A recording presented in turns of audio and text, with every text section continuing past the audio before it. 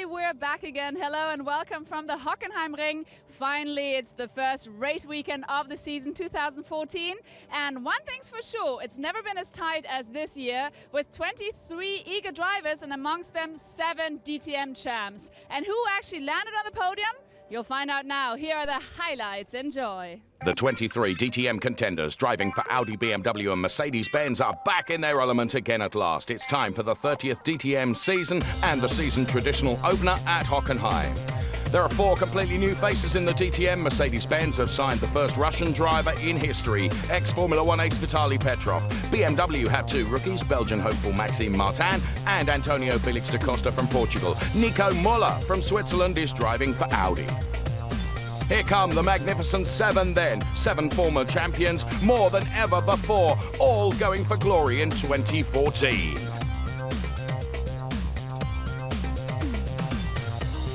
A welcome return to Paul Di Resta, Martin Tomczyk, Timo Scheider, Matthias Ekström, Bruno Spengler, Gary Paffett. And the champ is Mike Rockenfeller.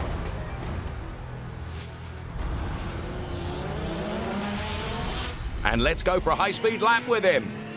Now we arrive to corner 1, which is a really quick one. You have to be careful on the exit, not to go too wide. You have to stay with 2 wheels on the track. This is crucial, especially in qualifying. Then we arrive to corner 2. You shift down to 2nd gear. You accelerate onto the main straight, where you arrive at the end with the top speed around 260 when you have the DRS open, without maybe 250. Is also the best place to overtake other cars in the race. In qualifying you have to be really late on the brakes, but make sure that you don't miss the apex like I did now. And then you have to be early on power again. The rear axle always tends to lock under braking, so that's the tricky part. Then you shift up to 5th gear, you do this corner flat out, you arrive before the Mercedes tribune, shift down to 2nd gear. Here you accelerate the car, get some wheel spin, and here in this corner it should be flat, but it depends a little bit on the balance of the car. Then entry motordrome is 4th gear, really quick, only a short braking, and then Sachs corner, you take an odd line, you are really on the upper side of the track, and then you accelerate early, flat out to these 2 corners, and then the last 2 you have to be in 3rd gear again.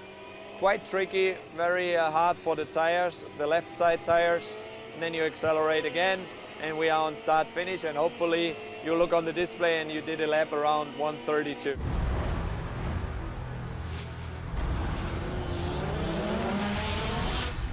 Hats off to Adrien Tombe. The Frenchman posts the best time in qualifying for the DTM season opener at the Hockenheim Ring, claiming the first pole position of his DTM career. I think I can be proud of that. It's something I've been trying to do for a few years now, and finally I can put it together. And the team did a great job. The car was fantastic in the last laps, and to be honest, it's a big relief to be starting the season like that, even if the race is tomorrow and is going to be a tough one and a long one. The season opener in Hockenheim, with 2 youngsters right up there at the top, at least in qualifying. Marco Wittmann, who was fastest in free practice, confirms his current rich vein of form and will start alongside Adrien Tombe on the front row.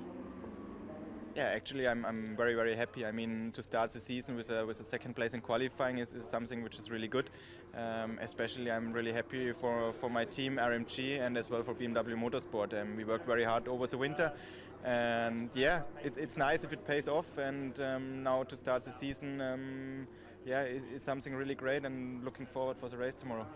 3rd on the grid goes to veteran campaigner Bruno Spengler. The time initially posted by rookie Antonio Felix da Costa was struck off for a technical infringement. But it's a superb start in the DTM for the Portuguese ace, with the 4th fastest time. I've always said it's a big unknown what can be done here in the first race or even in the first season, and I'm happy to see that we are competitive. from the first race.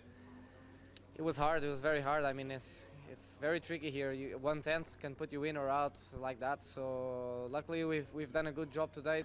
A new season brings new regulations. Qualifying is now split into 3 rather than 4 sessions. The very first session proved a massive disappointment for Mercedes-Benz. 5 of their 7 drivers were knocked out, including former DTM champion Paul de Resta.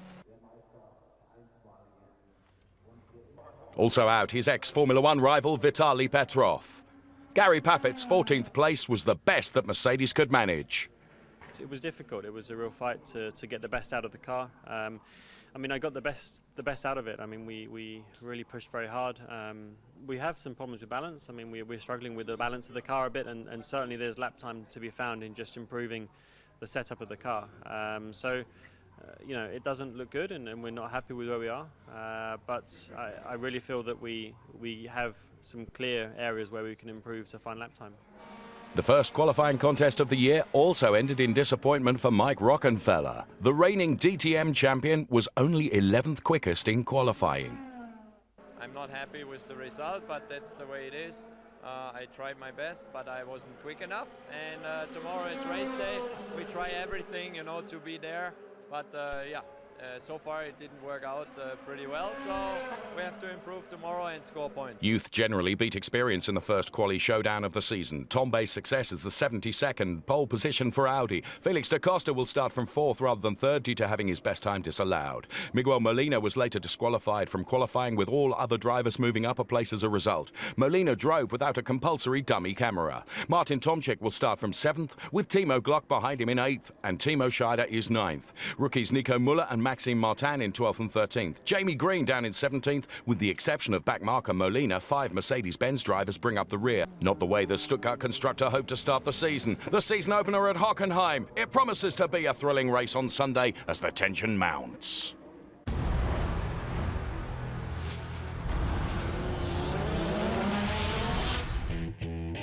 Günther Netzer, the football legend and World Cup winner in 1974. Well, he took his chance to drive a DTM race car.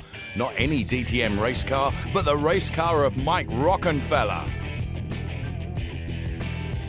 So a real once-in-a-lifetime opportunity and an experience that he would always remember.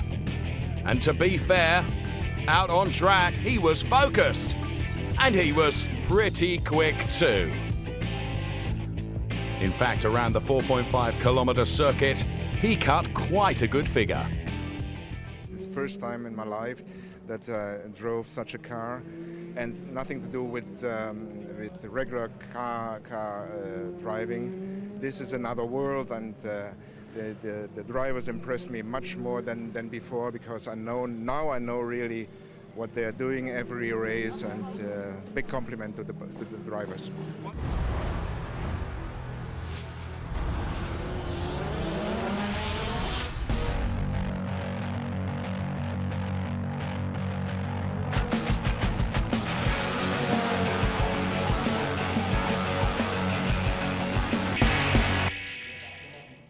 I'm now here with Timo Glock. Now, Timo, last year was your first season. You did really well winning the last race at Hockenheim Ring, and also you're 9th all in all, in front of big names like Scheider, Tomczyk and Green. So it went really well for you, but what can we expect this year from you? No, I mean, it's, you know, it was a good season, and in 2013 and 14 just needs to be a step forward. I just try to, you know, have under every race there should be some points, and that's the target. For me, I need to have a sensible step from last year to this year, and that means to be more consistent in the points and do less mistakes than last year. And I think yesterday in qualifying we had not a bad start into the weekend, into the season, and the possibility to score points is quite high at the moment. So. I've got a new car, BMW, the M4. What's the biggest difference in regards to the M3, and what can we expect? Yeah, I mean, I think it looks quite different, very aggressive, and at the end, you know, we just analyzed the M3 last year where it had its weak points, and we tried to just make it better and improve the car in every area, and I think that's what we did. BMW Motorsport did a good job over the winter, worked very hard, and the car just looks very nice. I mean, the street version is very nice, will be one of my road cars in the future, I think. And now there are 2 new racetracks in the calendar. That's China and Hungary. What do you think? I mean, Hungary for you has a big meaning. Why is that? For some reason, I have a lot of fans in Budapest. Yeah, since GP2 and Formula One, where I scored my first podium in 2008. Every time when I arrive there at the airport, there are already some fans waiting for me. I don't know how they find out my flight details, but they are there every time, which is great. You know, it's good fun with them. And the event was just unbelievable. They had 450,000 spectators in the city, and it just blocked all the roads in the city center, and that was quite impressive. They had a 4.5 kilometer track, I think, and we could put on a good show for the fans, and hopefully they come all to the race in a couple of weeks. Now we're hoping for a good show today for the race. Best of luck. Thank you very much.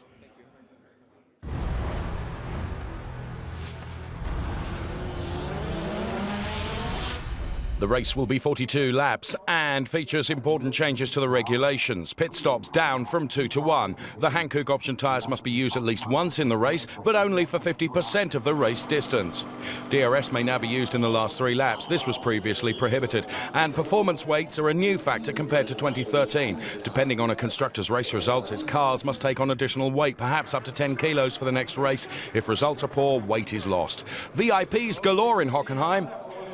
Franz Beckenbauer back at a DTM meeting for the first time in a decade, and talking of royalty. Pierre Casiraghi, son of Princess Caroline of Monaco, is a dyed-in-the-wool race fan.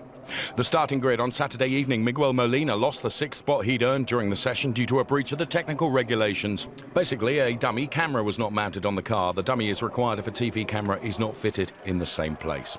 Vitaly Petrov, the first Russian to contest the DTM, starts second to last. He was unlucky in quali. When the car in front of him spun off, he was forced onto the brakes. Naturally, it was a huge disappointment. It was also disappointing for this man, Christian Vitoris. He failed to survive the first session and starts from the second to last row. So, not a good time of it for Mercedes-Benz. I'm here with Paul Di Resta, who's just getting ready to get into the car. But just quickly, after 3 years, you're back from the Formula One here in the DTM, starting from P18. How difficult is it to be back in the DTM? Yeah, it's been quite hard. It's a competitive series, but yesterday was not the easiest of days. A bit of traffic on the second set in Q1. We were unfortunate, but I think all Mercedes have a lot of work to do, and yeah, hopefully it'll be a year of memories at the end when we can get things fixed and get back near the front where we should be. And here's another Mercedes-Benz driver missing out on the top 10, speedy Brit Gary Paffett, fully half a second off the time set by pole position man Adrian Tombe.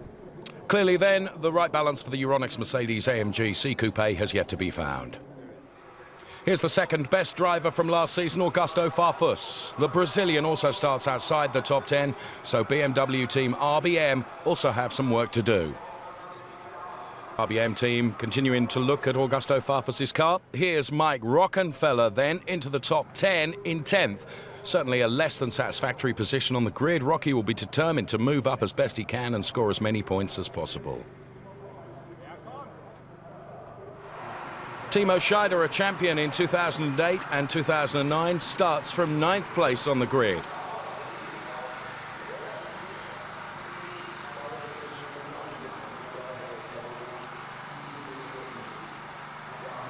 And in 8th place, it's Timo Glock in his yellow beast, the BMW M4 DTM. The former Formula One driver is embarking on his second DTM campaign.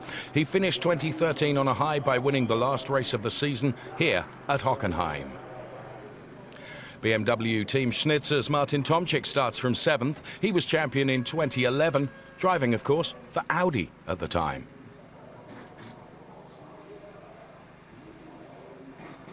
And Edo Mortara. Here he is, the Italian. He lines up 6th on the grid. His best season so far was 2012 when he finished 5th in the championship.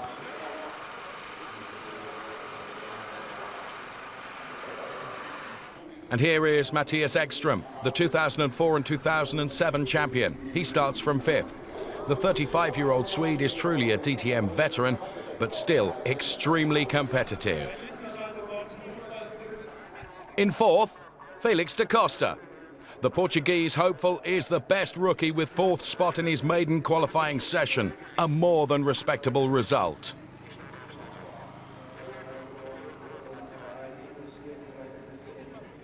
Third on the grid is Bruno Spengler. The Canadian won the championship for BMW in the Munich manufacturer's first season back after a 20-year absence. Spengler finished third overall last year.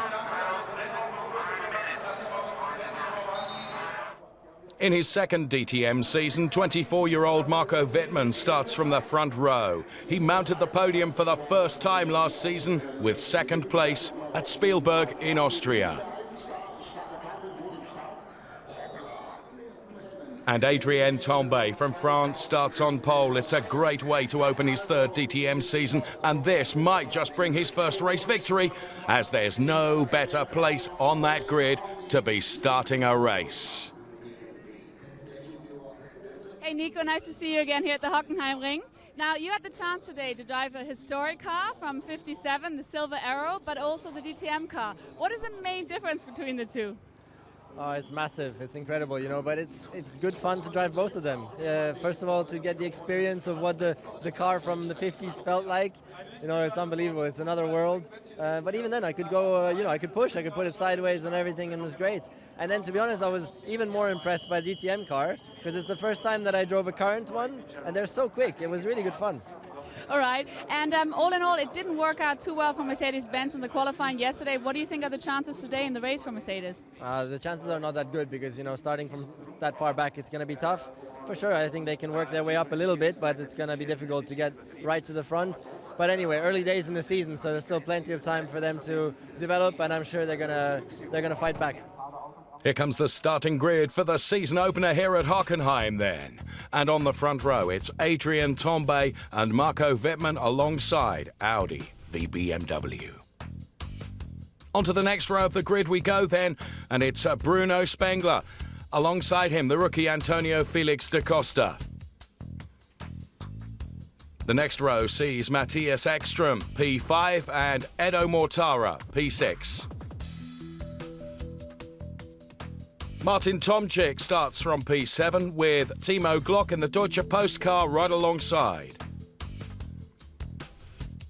Then we see Timo Scheider and Mike Rockenfeller. As we continue our scroll through the grid, here's Augusto Farfus and another rookie driver, Nico Müller. Maxime Martin then in the Samsung BMW with Gary Paffett alongside a lowly P14. Pascal Wehrlein with the new Guix livery for this year, and Joey Hand starts alongside him. Then we see Jamie Green, P17, and Paul de Resta, P18. Danny Juncadella and Robert Wickens.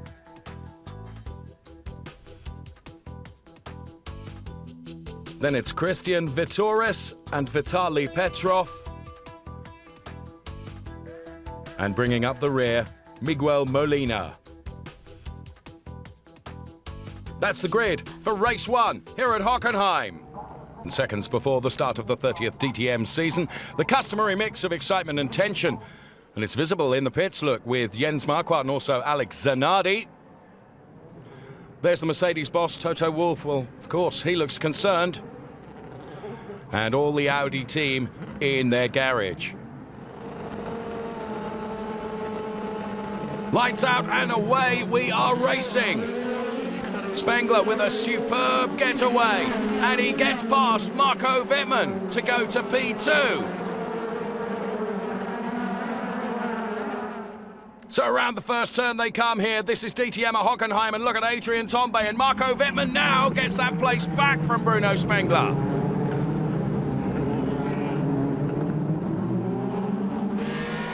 On board with Martin Tomczyk then. And just look here, 3 abreast, and Timo Glock is on a charge.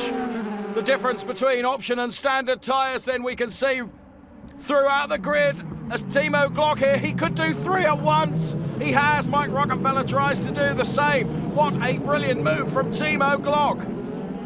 Off the back of the hairpin, there is Mike Rockenfeller, who tried to follow through in the wheel tracks of Timo Glock and do exactly the same, but wasn't able to.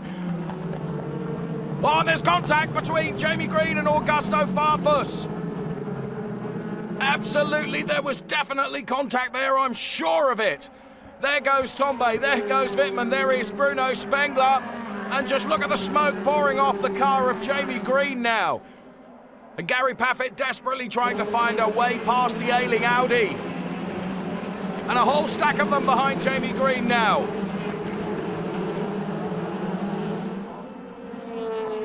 Oh, and Timo Scheider with a bold move. So across the line they come to complete another lap here at Hockenheim. And the two leaders go through. There's P3, 4 and 5. Here's a replay of the start. Keep an eye on Bruno Spengler then from the second row. Look at that, he dives in between the middle of Tombe and Wittmann. Tombe manages to get his nose in front, and the lead is his as the rest of the pack come through there. Jamie Green taking to the runoff area. And there you can see, that's where Bruno Spengler begins to lose P2 as Marco Wittmann fights back. And that, a bold and fantastic move from Timo Glock in the all-yellow Deutsche Post car. Oh, and into the pit lane comes Jamie Green with his stricken Audi, and that's a retirement. Starting from 18th on the grid, I made up like 5 places on the first half a lap, which was really good. And then into the Mercedes arena, Farfus left the door open, and then I went to the inside. Then he came across me, and I hit him in the rear. And there was no way I could avoid him. So for me, you know, you shouldn't weave around in the braking area. And the result of that is my car's damaged, and I'm out of the race. Shame for Jamie. Wittmann is very quick indeed. Look at this, he passes Adrian Tombe on lap 3. He takes the lead as they race out of the hairpin. Tombe not giving up though, he tries to fight back. And look at this, absolutely neck and neck between the Ice Watch BMW of Marco Wittmann and the Playboy car of Adrian Tombe. Brilliant racing right at the front of the field here from DTM here at Hockenheim. There is Timo Glock, seen some brilliant moves from Timo Glock already. And here in replay, we can see it once again. Wittmann just timed that to absolute perfection and then executed it perfectly as well. So Glock and Scheider here. And Scheider goes for a move on Timo Glock around the parabolica. They're heading up to the hairpin. This is the fight for 4th place. Of course, Scheider using DRS. But he's unsuccessful. Timo Glock holds on. And this you can see DRS in full effect then as Timo Scheider tries that move in replay for us. Race boss Dieter Gas watches.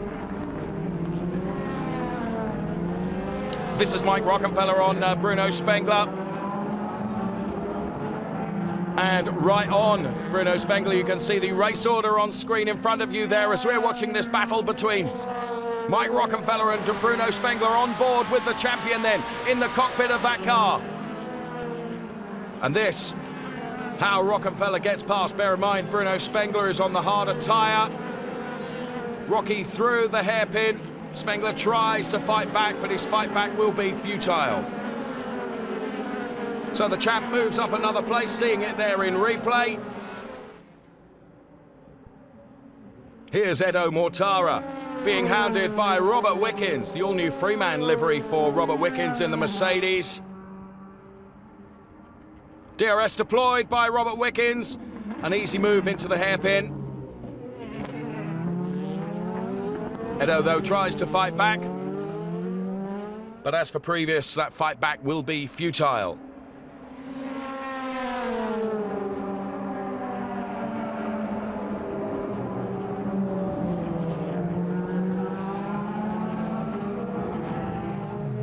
Meantime, here is Scheider and Felix da Costa racing absolutely side by side.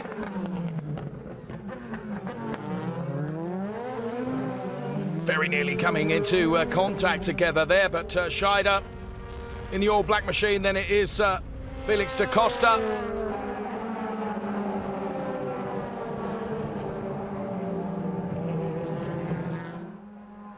Timo Glock then in for a pit stop.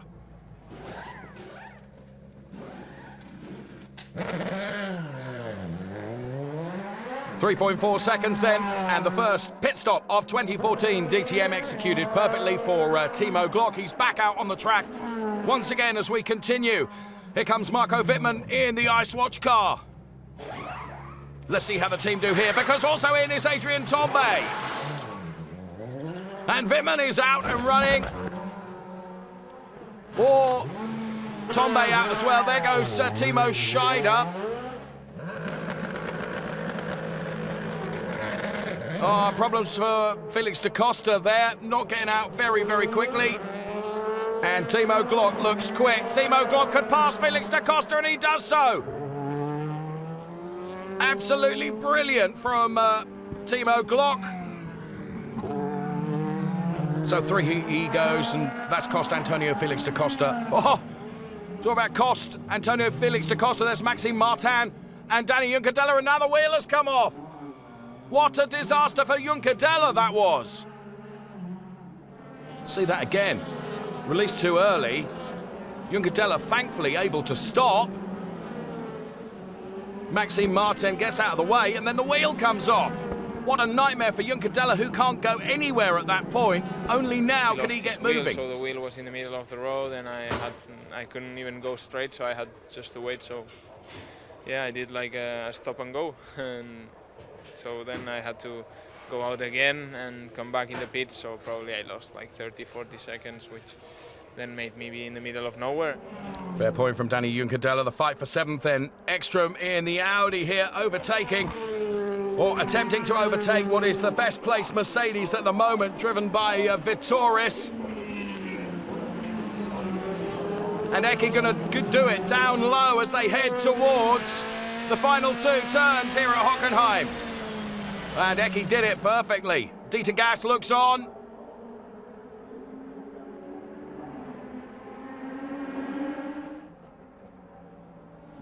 Now the battle for 4th is a scrap between teammates.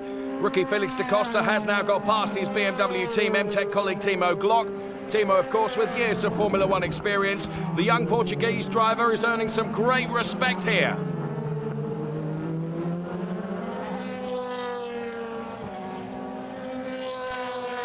So experience, of course, of Timo Glock and the youth of Antonio Felix da Costa. Places 9 through 16 you can see on screen there in front of you. Here's a replay then. And Antonio Felix da Costa into the hairpin off the parabolica, then dives up the inside. Timo Glock gives him plenty of room to be able to do so. And that's how those places get traded. This is Mike Rockenfeller on Robert Wickens then. Tracking that shot all the way to the hairpin, and into the picture comes Bruno Spengler as well in the BMW Bank BMW M4. And he gets past Robert Wickens also. Let's see it from Bruno Spengler's driver's eye perspective. Well, for Spengler, that was quite an easy move.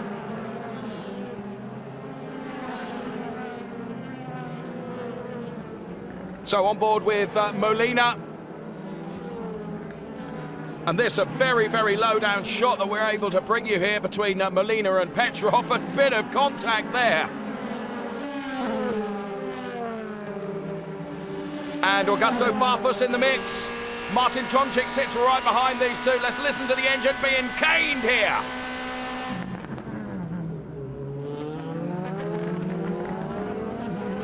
Very nearly contact between Tomczyk and Farfus, but Tomczyk able to scrub off the speed.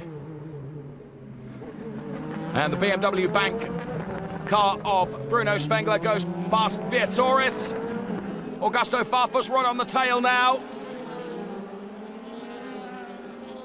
On lap 28 of 42 here at Hockenheim, the 30th year of DTM racing. As Augusto Farfus goes through, is Tomczyk going to follow suit? Yes, indeed he does. So 2 in 1 places lost for Vitoris. We're on board with Martin Tomczyk, looking down low at the Mercedes that they've just passed. There we can see it from Tomczyk once again in replay.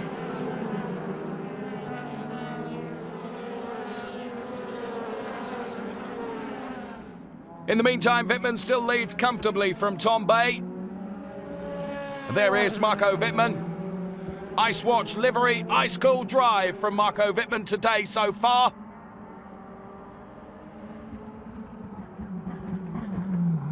Just into picture now comes the second place driver.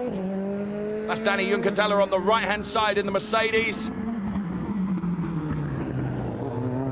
Scheider, Antonio Felix da Costa, then Timo Glock.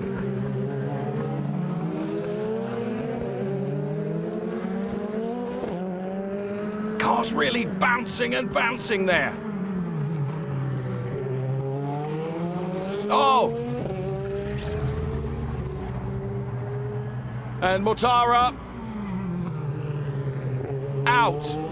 Puncture to Mortara's car. What a great shame. His front left tyre, complete deflation.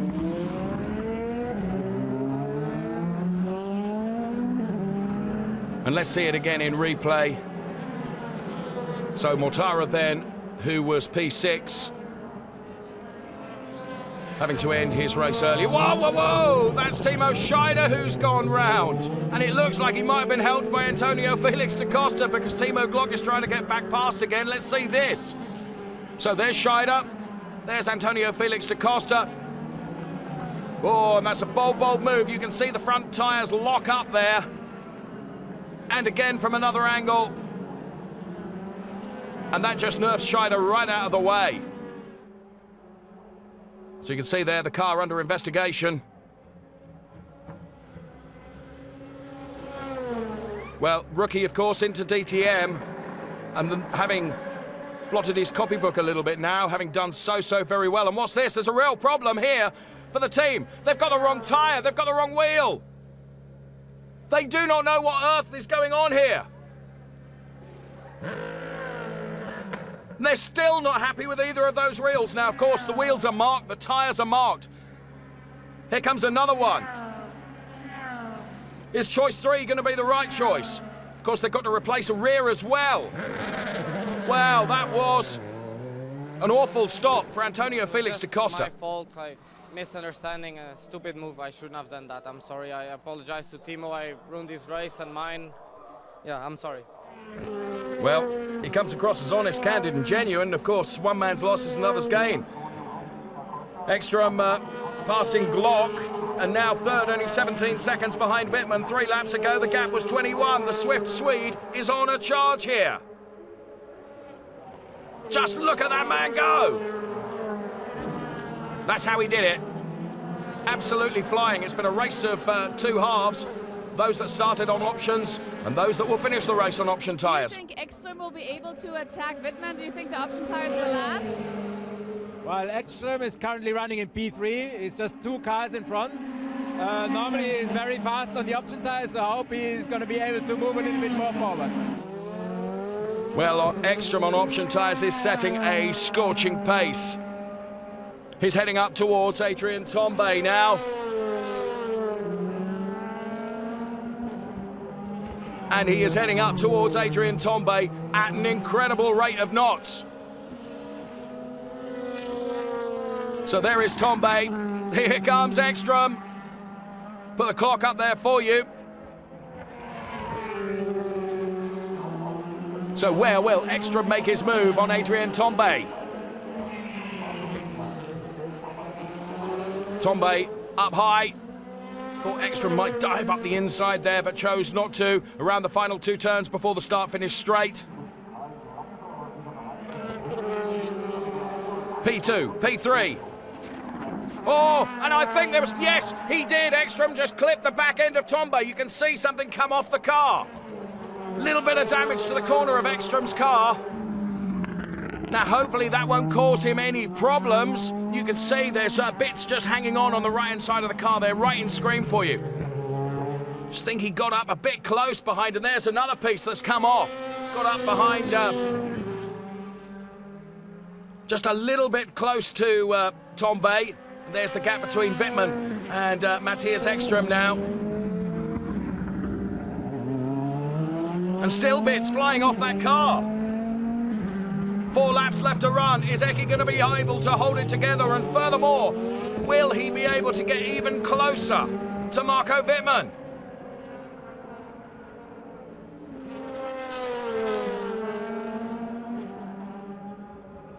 So here you can see just the dominance that Eki has over Adrien Tombe now. The pace that he's able to put down on this Hockenheim circuit is absolutely remarkable, with or without damage, and there's still pieces flailing off the front corner. We can see a great close-up shot there of the damage that was caused as he just clipped Adrien Tombe as he went past him.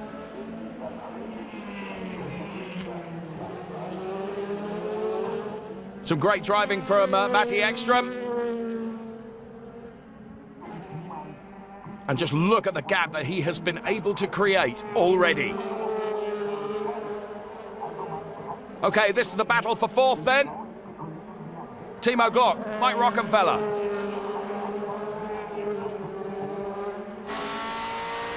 There is Mike Rockenfeller. Is he going to be able to get the better of the Timo Glock car, the yellow beast there with the number 1 on the side? He is the 2013 DTM champion. That looks like the Antonio Felix da Costa car retired in the garage there. Rocky is really reeling Glock in now. P4, P5, this is what we're watching on screen.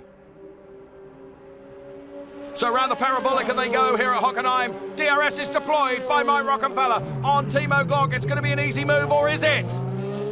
Timo Glock on the inside. Rocky's got to go all the way around the out, but will he get the switch back through the hairpin? Yes, he did, and did it perfectly. Well, that was a model example of how to use that cutback at the hairpin perfectly. Well done, Mike Rockenfeller. Timo Glock, though, not giving up without a little bit of a fight on board, in the cockpit with the champion, Mike Rockenfeller, as we were earlier. And there the BMW garage look on, and so does Dieter Gas.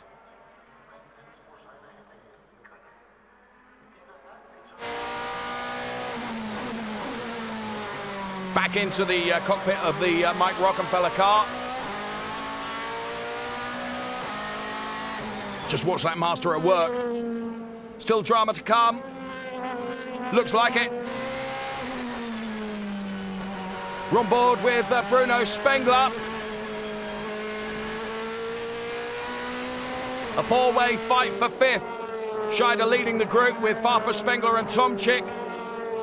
There is Farfus. And Martin Tomczyk we're on board with right now. Down through the gearbox. Heavy, heavy braking. Farfus. Spengler. Tomczyk. There's Danny Juncadella. And there is Mike Rockenfeller and Timo Glock just into shot there. Then it is Timo Scheider in the all-black car and Augusto Farfus, Bruno Spengler and Martin Tomczyk. Zoom in on Tomczyk, zoom in even further as we dive into the cockpit with him as well.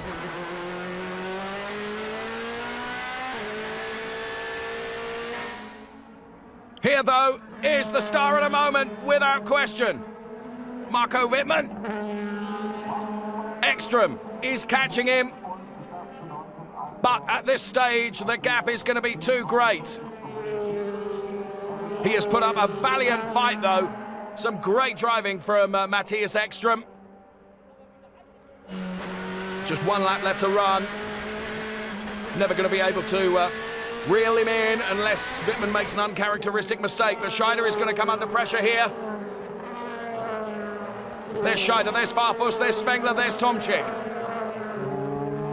We're on to the last lap.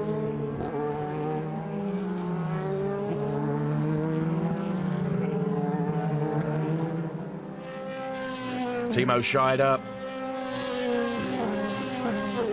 Can't help but feel that Tomczyk is just sitting there to wait and see what's going to happen.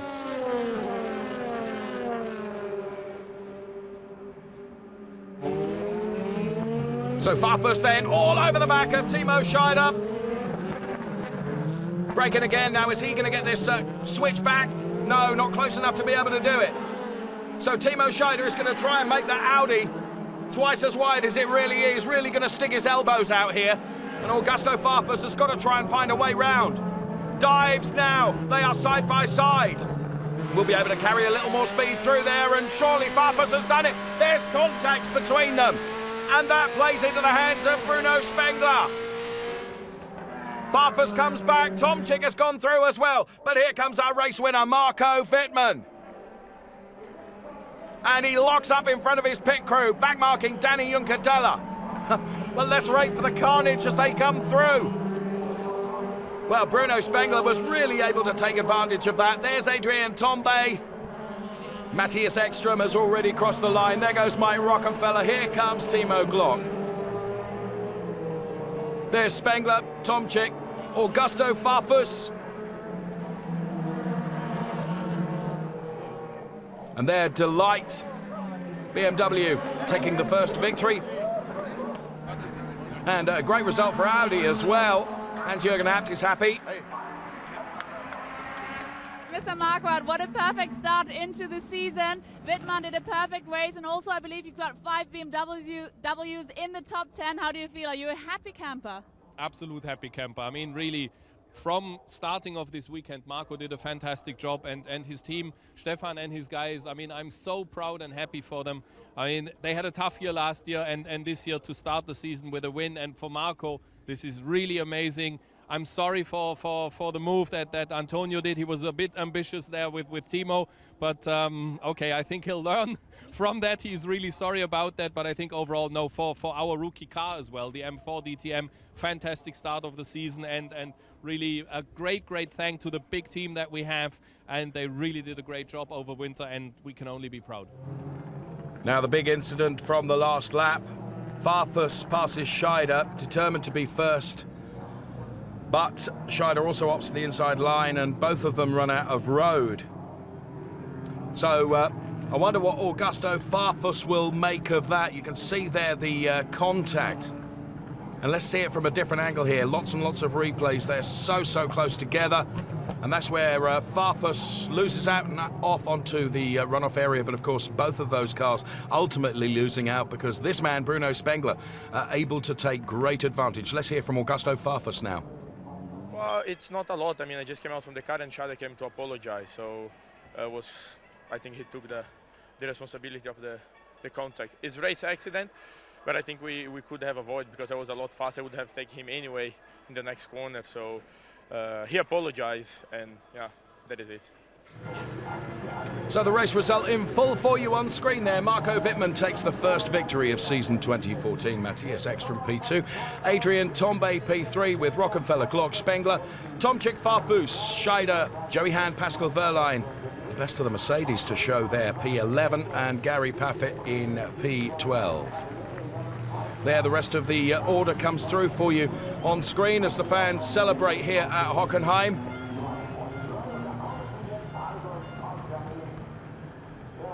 And there you can see out Edo Mortara, Jamie Green. So it was a great afternoon for this man, Tombe. Quite quiet though until Ekström appeared in his mirrors and rapidly, of course, reeled him in. Adrian Tombe. Is 2014 going to be his year? Adrian, what a race. I mean, how do you feel? Great. I think first podium, first race, first pole position. What a fantastic start to the year. And yeah, even if you could have hoped for better from pole, I mean, if I start to be disappointed with the podium, it's a good sign. Great to hear from Adrian Tombe. Also an outstanding drive from this man, Matthias Ekström. His brilliant charge through the field, of course, earns him second place when it came to the checkered flag. Eki, what a race. You really were flying from P5 to second place. How's it feel? It's always nice to have a good race to start off the season, and to finish on the podium is nice. Sure, we are all here to win. I was also hoping to win, but I didn't have the real perfect pace in the beginning, and I was also a bit too careful probably, but in the end I'd rather finish P2 than out of the points. And just want to say thanks to Edo, because he was impressively quick, and I was profiting from staying behind him, and then I saw he were gone with a puncture. My tires was really perfect, so I'm sure he has hit the debris or something and made a puncture. So car was really good, and it looks like it will be an enjoyable season. Well, the man that's going to be overjoyed, ice cool, drives the Ice Watch BMW, Marco Wittmann. Marco, congratulations. That was a phenomenal race from the start. I just saw you getting a big hug from Marquardt. How do you feel? Are you just up there? Yeah, of course. It's just amazing to start a season like that with a win.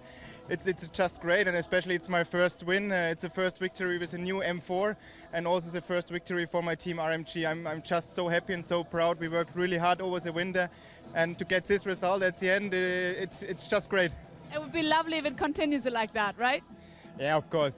First of all, I think we need to celebrate tonight a little bit, and then in 2 weeks we start from zero again. Need to work hard, but of course now the moment is really nice. So congratulations, Marco Wittmann. Who would have thought the youngster could post his maiden DTM victory in the first race of 2014, and he did it in style as well.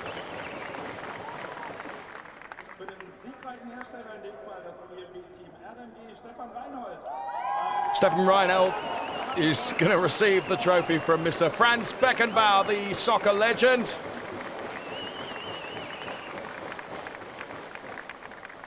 And that's a memorable image.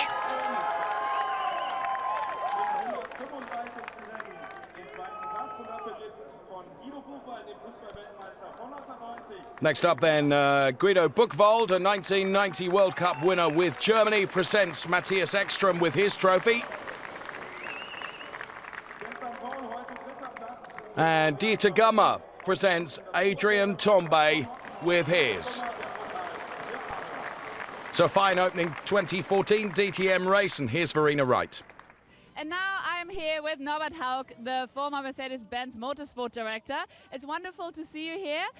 Norbert, the first race weekend here in Hockenheim Ring, what do you say, how was it? How did you enjoy it? Well, first of all, quite a different perspective, quite relaxing on the one hand side, on the other side I'm a learner. Working with the TV, German TV. I know the guys very well, try to give some background stuff, and so I mean it's comparable to the explanations after the race I have given. So it was good, it was nice weather, thrilling race. I think the new format is perfect, and we are looking forward to having really good races this year. I'm sure you did a fantastic job, but quick question, the three brands, I mean Mercedes-Benz really does need to catch up, but all in all, how would you say are the three brands different from each other, and how do you think, who will do best? Well, I think the Audis and BMWs are quite evenly matched currently. At the start of the season, this can change probably. I mean, you have to be impressed with Marco Wittmann, the job he did. He didn't put a foot wrong. Was really strong during testing here. I saw his long runs during testing, and I thought this will be a guy who can go for victory, and he won today. Audis were very close. I mean, Ekström could have made it. If he would have overtaken Tombe going into the Sachs corner, a couple of laps to go, but then he lost his front flap, losing downforce, and well, that's a big handicap. But anyway, Marco Wittmann, BMW deserved his victory, but I think both Audi and BMW are quite evenly matched. Mercedes has to catch up and will catch up. And do you think some of the young guns really are going to continue to surprise us this season? Yeah, I think so. But maybe surprise is the wrong expression. I mean, these guys are good. They were fighting in Formula 3. Formula 3 is very close, the challenge there. And, you know, they come fresh and they are really professionals. Have a lot of experience, even being 22 years old, they have lots of experience. And so they are strong contenders. All right, well, thank you very much and see you in Oschersleben. Thank you. Thank you. Well, it's super to see Norbert Haug back in the paddock, though an interesting job as he becomes TV presenter. There is the first of the Drivers' Championship points charts for DTM season 2014, and Marco Wittmann at the top as we see once again the podium celebrations. And Stefan Reinhold absolutely being soaked in champagne, and rightly so. What a race, plenty of drama here in Hockenheim, and it all continues in a couple of weeks in Oschersleben as well. Well, that certainly was a fantastic first race weekend of the DTM season 2014. And we have yet another star here, Franz Beckenbauer.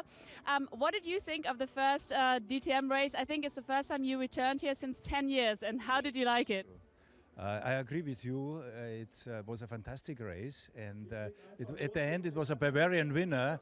You know, I'm a Bavarian, so it's in good hands. No, it was a fantastic race, and definitely I will come back.